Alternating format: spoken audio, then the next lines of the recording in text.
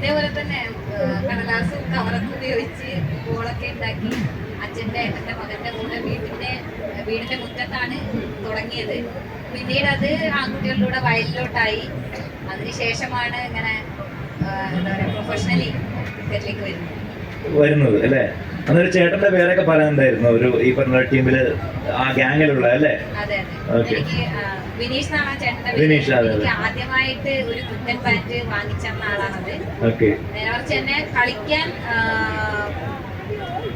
ആദ്യമായിട്ട് എന്നെ കളിപ്പിച്ചത് എന്റെ അച്ഛന്റെ ഏട്ടന്റെ മകനായ ഷൈജു ആണ്. Okay okay. സജനയുടെ കുട്ടിക്കാലം കേട്ടെ എന്തായിരുന്നു? ഇങ്ങനെ തന്നെയായിരുന്നു. ആദ്യം തന്നെ എല്ലാവർക്കും നമസ്കാരം. ഈ ഒരു വേദിയിലേക്ക് വിളിച്ചതിൽ എല്ലാവർക്കും നന്ദി അറിയുന്നു.